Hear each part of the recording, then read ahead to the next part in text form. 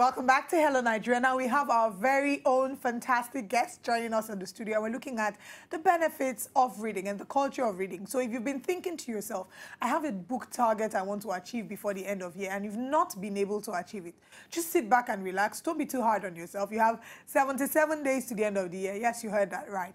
77 days. After, during this period, you can then enhance on some of the skills you'll be learning, and hopefully after this interview, you'll be inspired and find up to pick up a book or two to read. Now, our guest today is a motivational speaker, a life coach, a business consultant, an ambassador, a leadership expert, and has spoken to 350,000 girls and over 350,000 boys in Kenya, South Africa, Ghana, Rwanda, Togo, Uganda, Ivory Coast, and 12 other countries. He has received invitations from the UK, the USA, Philippines, Asia, and many other countries.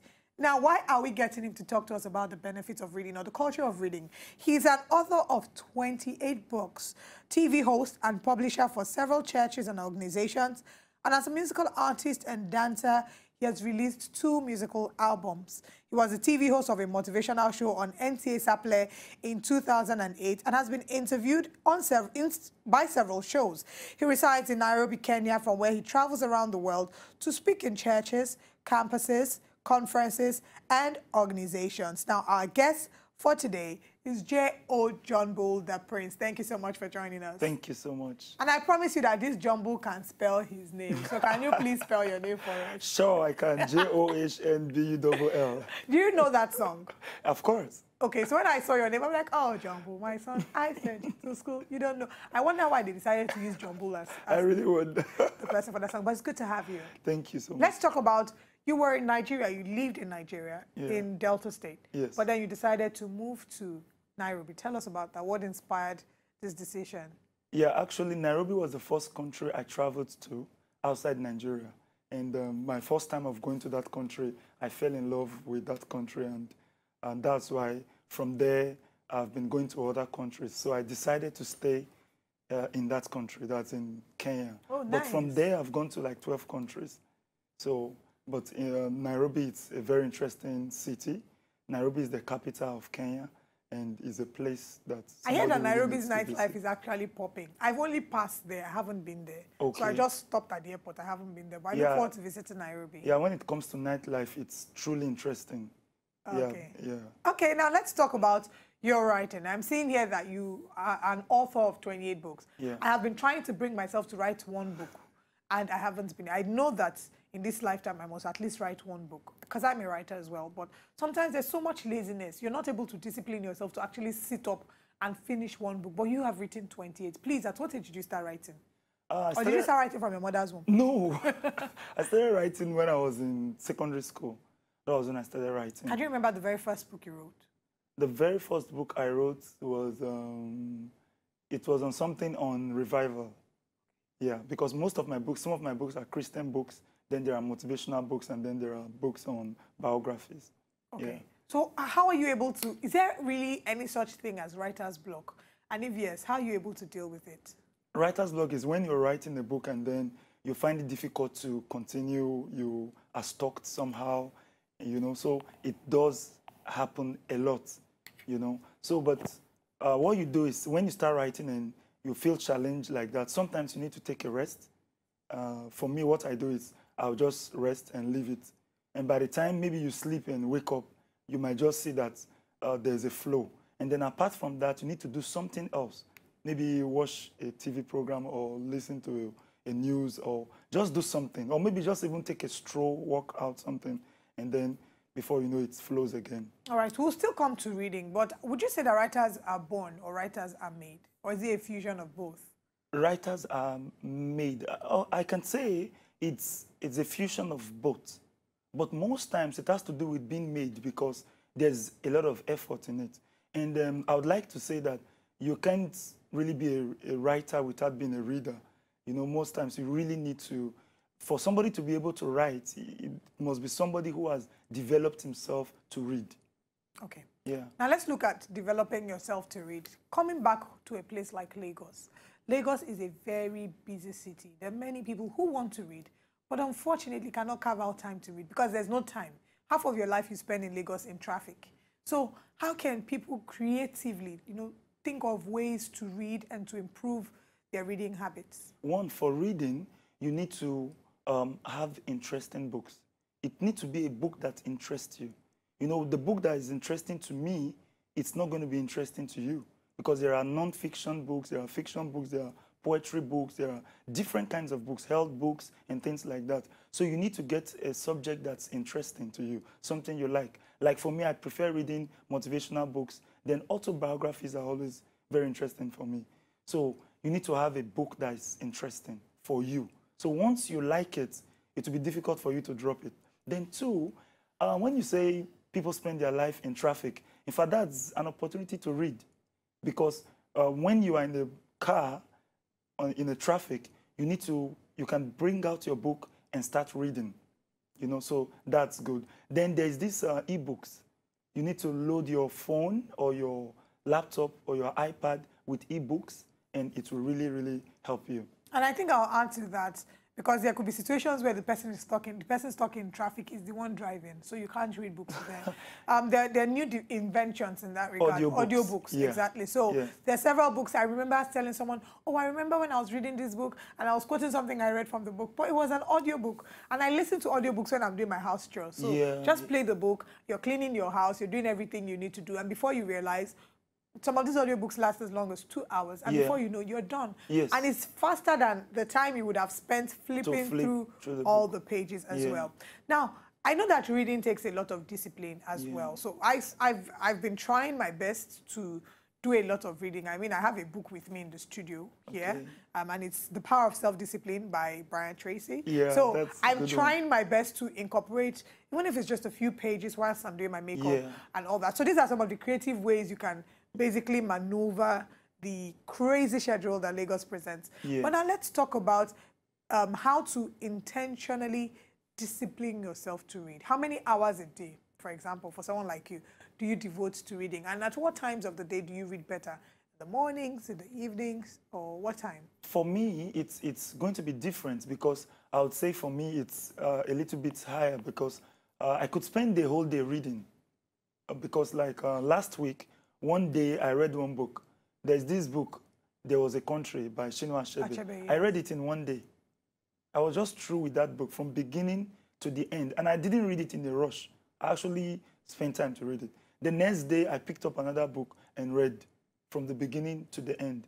So for me, I could spend a lot of time to read. So it depends on what you are good in. There is no you can't say I must do it like this or like that. No. So no hard and fast rule towards Yeah. It depends on you, and you have to find your flow. Maybe then sometimes for those that are very busy, you can discipline yourself and say, okay, 30 minutes before I sleep, I must read a book. 30 minutes. I read maybe a chapter or whatever. At least 30 minutes. Okay. That can also help you. That's a good idea. Yeah, 30 minutes before you sleep. Well, how important is it really to have a reading culture? And I'm asking this because we're a generation of people that do things via social media. People spend more time on Instagram than they spend actually having an actual communication with people. We're starting to really lose the reading culture. It's just now that it's becoming fashionable to read. A few years ago, everybody had gotten tired of reading as much. They were just, you could see that people were not as interested in reading. Now it's a fashionable thing for you to say you are reading. People will look at you and be like, you are intelligent. This person is smart for you to still be reading. So we're a very easily distracted generation. But if you were to talk to somebody about why they needed to read more, what would be some of the benefits you would push for them? Okay, one, reading reduces your stress. So when I say maybe you need to read like 30 minutes before you sleep, it's something that is very good or very important because it reduces stress. And then another thing is reading helps you to relax.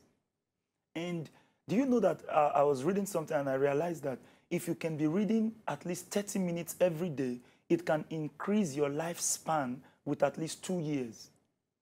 Yeah, and that's true. So there are a lot of benefits when it comes to reading, both on your health and even muscle tension. It reduces muscle tension. So sometimes when you are angry, when you are stressed up, when you are in a tense situation, you are confused, you don't know what to do, just get a book that is interesting to you and just pick it and start reading. Brilliant. And before you know it, your stress is going to come down, the tension is going to come down, and you might even get ideas of what to do concerning that problem you're facing. And I feel that reading is also a form to travel the world. So you don't have to have gone to Australia to know what the life in Australia is like. Yeah. Pick up a book by an Australian or an Yes. Australian writer who explores what life in Australia is like, or from her biography. So open a book and you travel the world. Really. You get to experience people, their lifestyle, their cultures. And there was something I read in a book once that really challenged me. I think that was when I decided I had to make sure that I paid a lot of attention to reading. It said that reading helped with your retention. So if you're someone who really has a problem trying to remember information and remember facts, the more books you read, the more your brain is getting trained to remember a lot of these things. So challenge yourself. If you're somebody who doesn't, you know, remember things as much as you should, maybe you should exercise your brain. Your brain is just like any other part of your body that needs exercise. The way your arms needs to be toned, and your thighs and your tummy needs to be toned. Your brain needs exercise, and reading is the best way to exercise the brain. So this is our advocacy for those of you who have not picked a book all year.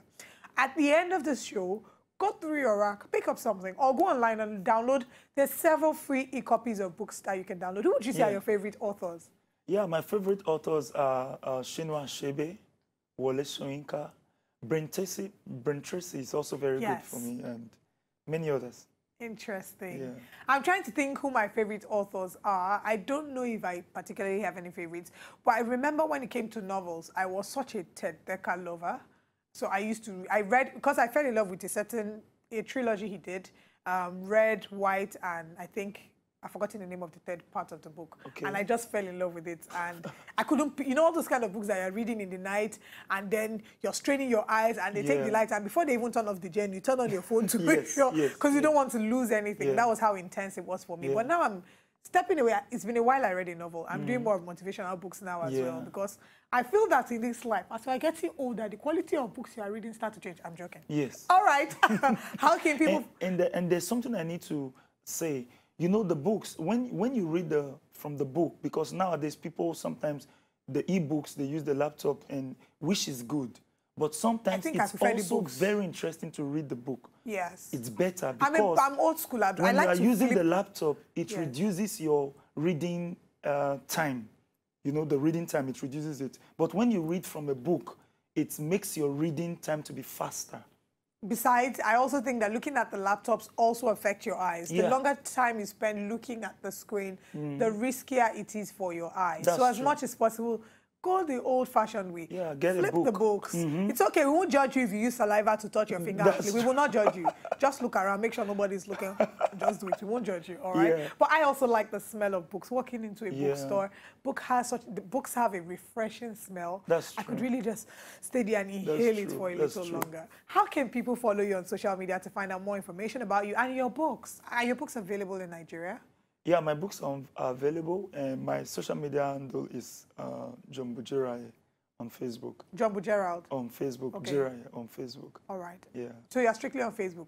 Yeah. You need to join Instagram more.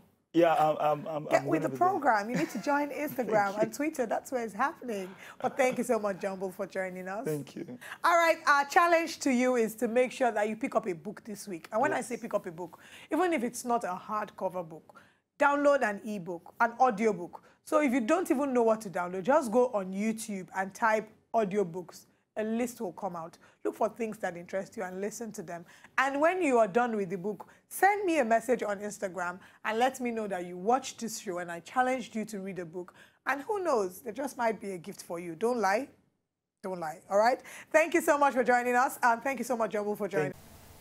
To enjoy more of these our Ogbonge videos when you just watch, press this button to subscribe on top of our YouTube page. You go love her.